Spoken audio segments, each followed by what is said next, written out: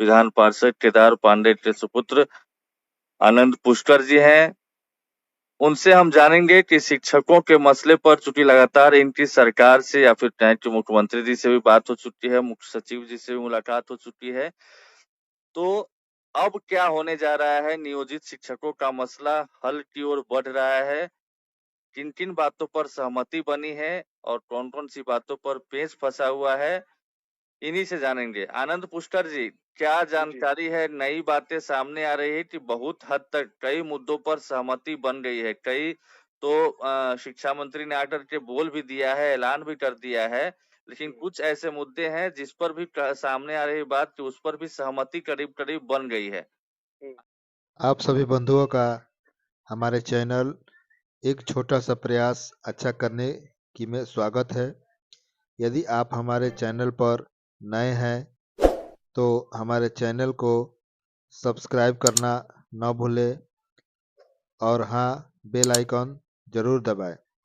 यदि आपको हमारा वीडियो अच्छा लगता है तो हमारे वीडियो को लाइक करें, शेयर करें। आनंद जी।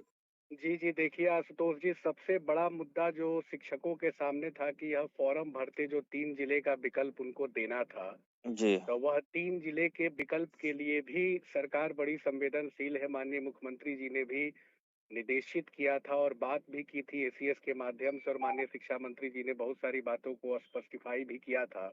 जी उसमें एक बात बहुत क्षण के जो आ रही है कि जो भी शिक्षक फार्म भर रहे हैं और वो पहला विकल्प दे रहे हैं, तो जी पहले विकल्प पे ही उनका वो जिला को माना जाएगा और उनको स्थानांतरण की सुविधा वहां दी जाएगी। यानी अच्छा। कि अगर हम मान लीजिए गोपालगंज के रहने वाले हैं और पहला जिला अगर हम गोपालगंज डालते हैं, दूसरा सिवान डालते हैं, तीसरा छपरा डालते हैं, तो गोपालगंज जिला में ही हमको पदस्थापित किया जाएगा, हम जैसे ही सक्षमता परीक्षा पास करते हैं। तो अ- एक बात तो यहाँ पे यह क्लियर हो रहा है कि मतलब यह सकारात्मक पहल सरकार के द्वारा इस विषय पे की जा रही है। अच्छा, मतलब ऐच्छिक स्थानांतरण जो लोग चाह रहे हैं कि मैं जहाँ चाहता हूँ वहीं पे मुझे भेजा जाए, तो अब ये है कि 3 ऑप्शन फॉर्म भरने के समय देना तो होगा, लेकिन जो पहला ऑप्शन है उसी पर सरकार पोस्टिंग करने जा रही है, यानी वहीं पे मैक्सिमम को या फिर सबको भेजने जा रही है। ये करीब करीब सहमति बन गई, ये कहना चाह रहे हैं आप? जी, ये बात हम कहना चाह रहे हैं।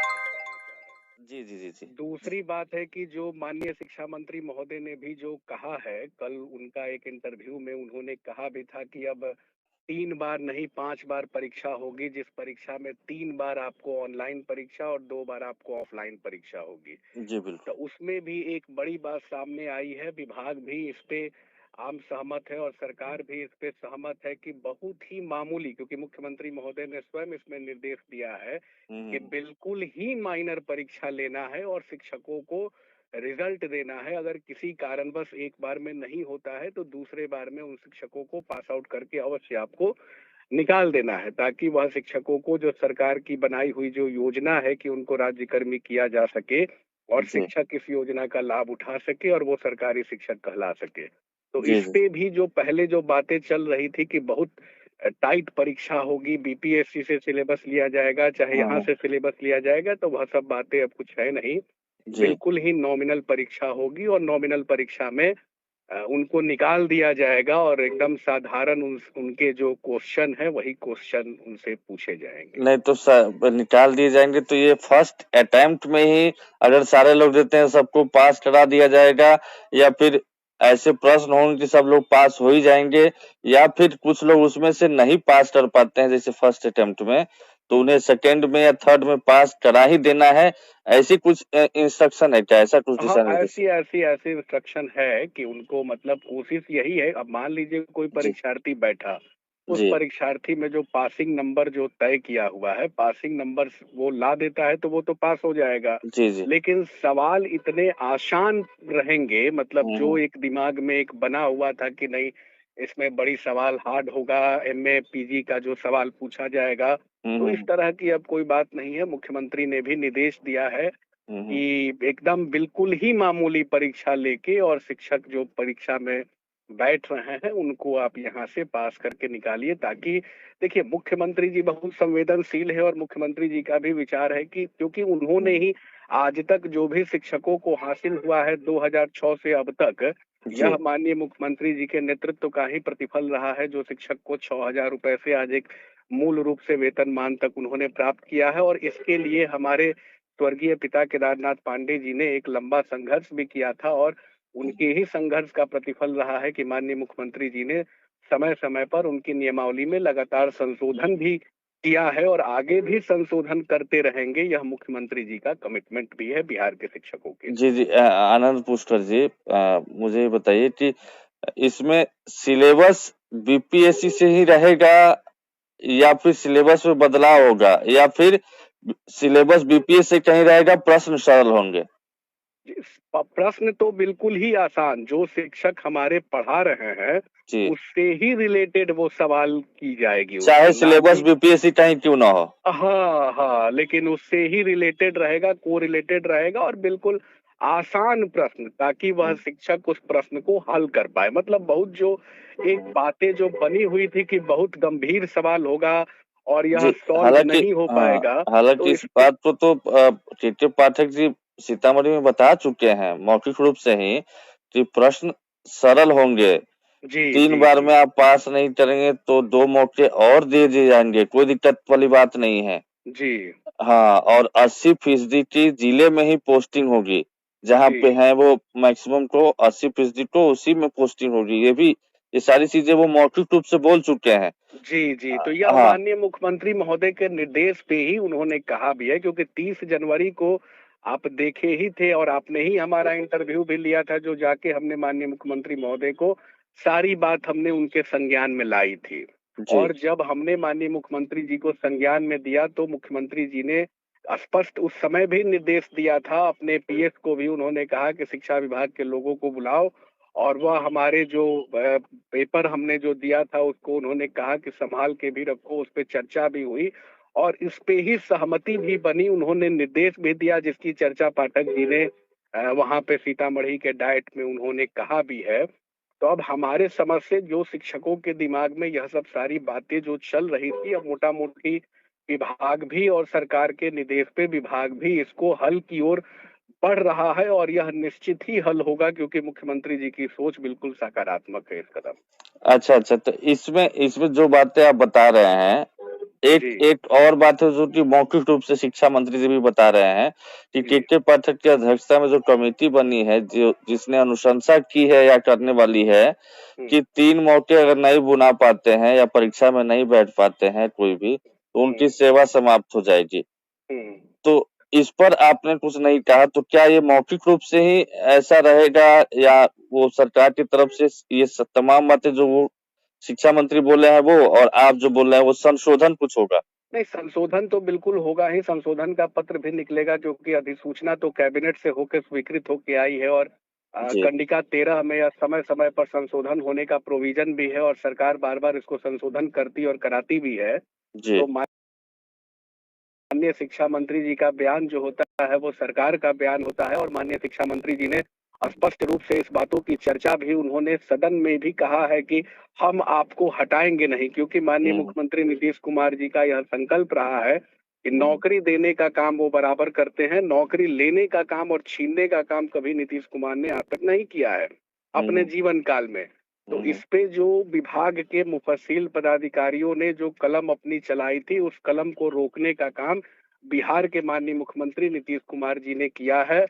और यह अवश्य जान जाइए कि किसी की भी सेवा खत्म होने वाली नहीं है, और जी माननीय मुख्यमंत्री जी पे शिक्षकों को विश्वास और भरोसा भी है, और हम लोगों को भी विश्वास और भरोसा है कि उनकी सेवा बिल्कुल यथावत बनी रहेगी, अगर वह परीक्षा नहीं देते हैं तो। लेकिन हमारा यही कहना है कि राज्य कर्मी का दर्जा जब हमको मिल रहा है, उसमें तमाम सुविधाएं हमको मिलेगी, तो हम क्यों ना एक सरकारी शिक्षक के रूप में बन के सामने आएंगे।